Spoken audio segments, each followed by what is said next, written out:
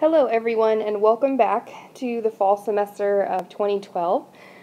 Today in Bio 7 we just did a brief introduction to the class as well as doing the roster and going over the syllabus, so most of that information will be posted for you online. So this is just a brief overview of the things that we did on the first day. So number 1 says the roster, number 2 is the syllabus, which are pretty straightforward. Number 3, I went over the schedule of concepts that we were going to go over throughout the semester, just briefly. And then number 4 was we did a little introduction to the material for the semester, but nothing today required you to take notes. It's not going to be on an exam, but I just wanted to show you what you might be learning.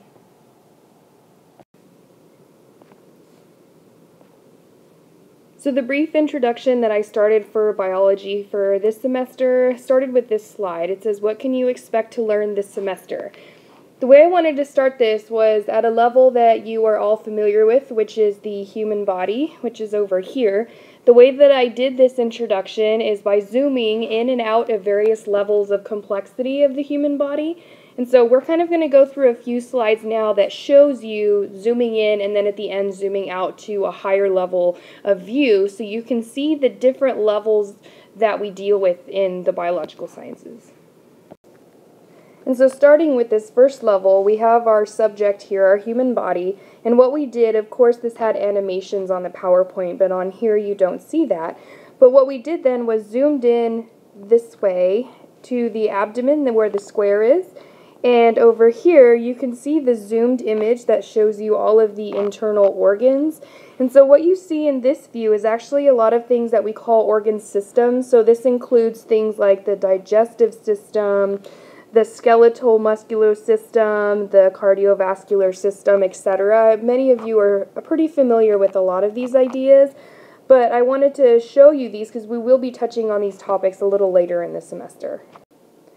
Okay, so moving on with our zooming in on the human subject, what we've got over here on the left is the image from the previous slide that shows the internal organs of the human body, especially in the abdominal and thoracic area.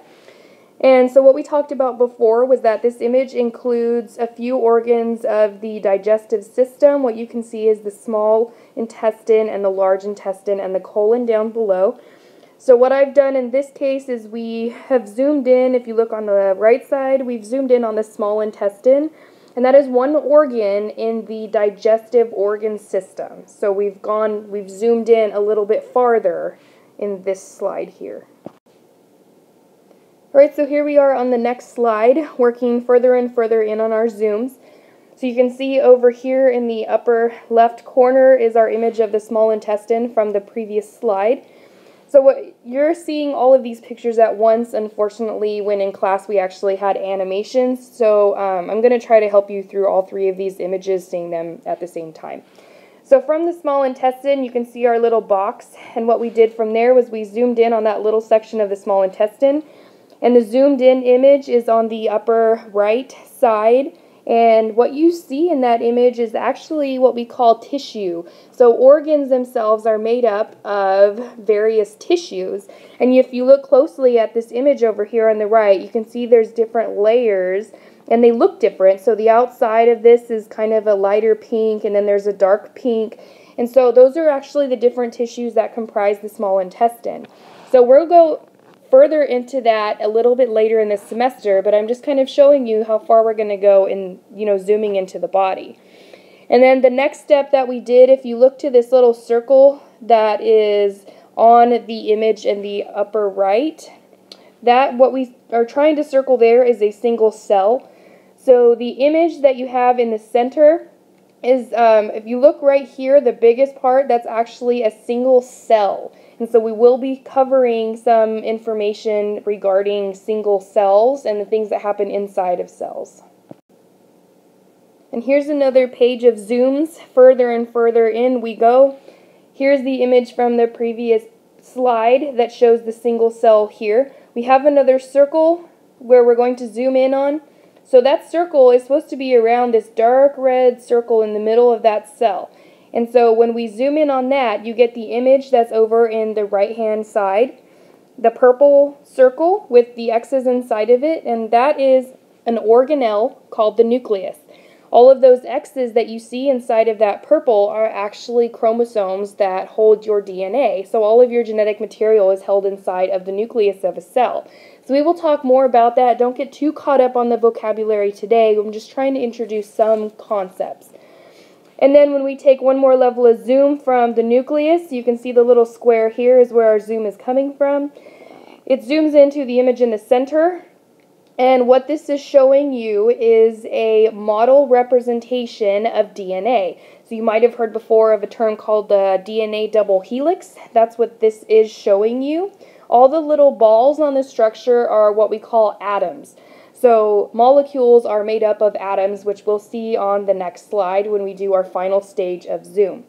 But I just want to explain to you that at this level, we have actually a hard time seeing this with a microscope, and we have to actually at this point start making models of these things to predict what they look like. And here we are in our final stage of zooming in, and then after this we'll zoom out from the human body. So what we have is the DNA double helix molecule from the previous page, made up of all the little tiny circles. And what we've done in this stage of zoom is choose one of those circles. It doesn't matter which one, but we chose a red one, and we're going to say that it's an atom called carbon. And so you can find information about carbon on the periodic table of elements. And so when you get down to the atomic level, which is what this is showing you over here on the right, what you'll see is that atoms have a center that's comprised of a few different particles, and they also have particles that orbit around the outside. So we're going to learn a little bit about this stuff, but not too much, because we don't want to have you guys get too bogged down on learning atomic stuff. It's more for chemistry at this level. But it is information that you need to know in order to understand some of the things that are happening in biology. Alright, and here we are back at our human body over here. Now, from this level, we're going to start zooming out instead of in, because biology, the study of life, does encompass, interactions between organisms. So what we have here is our human being on the left, and then if you look at the image on the right, it's showing you a whole bunch of human beings. And so what this is what we call a population. A population is basically a group of the same species of organism. So what we're seeing in this picture is just a whole bunch of people. We're all the same species. And so we'll continue our zoom out. This is a little less information than zooming in, but what we've got in the left picture is the population of people, where it's just all one species, so we don't see anything else in there. We don't see any dogs or cats or anything. But then what happens is, if you look over to the right, you'll see a scuba diver that is hanging out inside of a coral reef. And if you look closely, you'll see some other organisms in there. There's some little tiny orange fish, there's these other yellow fish, and actually coral is alive. So this person is now hanging out with a bunch of other living things. And so when you have different species of living things living together, then that's what we call a community. And then the last and final step in the zoom is this bottom picture here. It's kind of hard to encompass this, but what you see here is now a person, and then you see some trees. But what I'm also trying to get at here is kind of the path that they're walking and the ground that they're walking on. There's some rocks in there. And I want you to think about the climate. And when you start including all of those non-living factors along with all of the living things, that's what we call an ecosystem. So that's kind of where the big jump happens. And so things like mountains and rivers, they all actually matter to living things, even though they're not living themselves. So they're all included in the ecosystem. And so that wraps up our brief introduction to the things that you will be learning this semester.